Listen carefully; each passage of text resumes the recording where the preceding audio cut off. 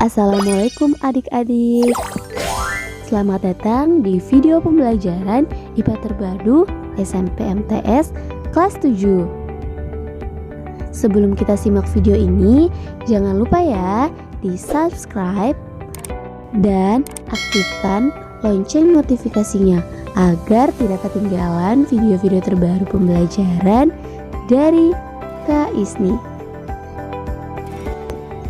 Sepak bola merupakan salah satu cabang olahraga yang banyak digemari. Dalam bermain sepak bola, diperlukan strategi pada saat menggiring dan memasukkan bola ke gawang lawan. Oleh karena itu, menjadi pemain sepak bola yang andal tidaklah mudah. Diperlukan semangat yang tinggi dan kerja keras agar dapat mengolah bola yang diterimanya dengan benar. Sekarang, perhatikan seseorang yang sedang bermain sepak bola di video ini. Pemain ini akan senantiasa bergerak mengikuti arah gerak bola. Jadi, baik pemain bola maupun bola akan selalu bergerak selama pertandingan berlangsung. Bergerak merupakan salah satu ciri benda atau makhluk hidup. Nah, apakah pemain bola yang berlari dan bola yang dapat bergerak dapat dikatakan sebagai makhluk hidup? Apa perbedaan di antara keduanya? Bagaimana cara mengklasifikasikan benda-benda di sekitar kita? Ayo ikuti video berikut ini. Materi yang akan kita bahas kali ini adalah klasifikasi makhluk hidup. Makhluk hidup. Makhluk hidup adalah makhluk yang memiliki ciri-ciri kehidupan untuk berevolusi dan mengalami pertumbuhan dan perkembangan bentuk hidup. Contohnya, manusia, hewan, dan tumbuhan. Tuhan telah menciptakan bumi dengan segala isinya. Dengan kebesarannya, telah diciptakan alam semesta dengan berbagai jenis makhluk hidup.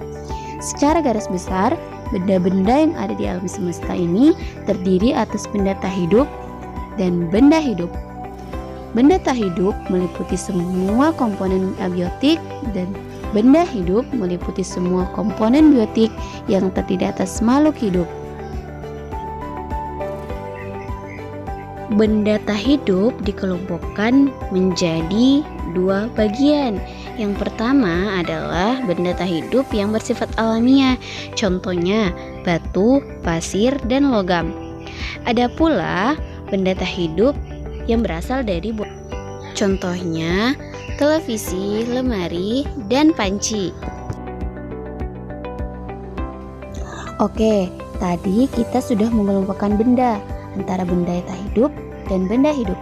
Sekarang kita akan membahas ciri-ciri makhluk hidup untuk membedakannya dengan benda tak hidup. Makhluk hidup memiliki ciri-ciri yang membedakannya dengan benda tak hidup, seperti memerlukan makanan.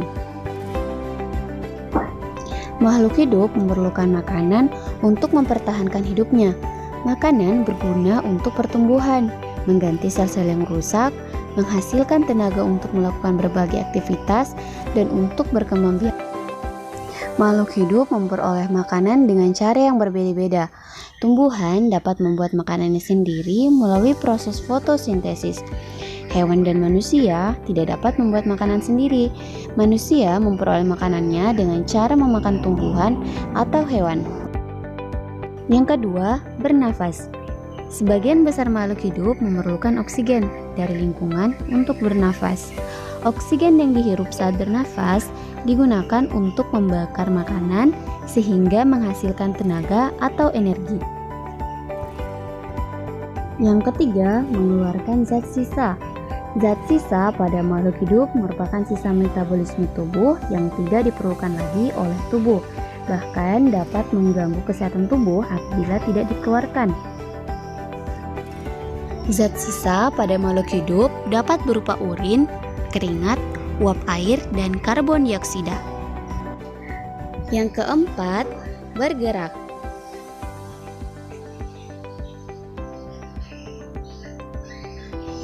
Yang kelima, peka terhadap rangsang. Yang keenam, tumbuh dan berkembang. Yang ketujuh, berkembang biak. Yang kedelapan, beradaptasi.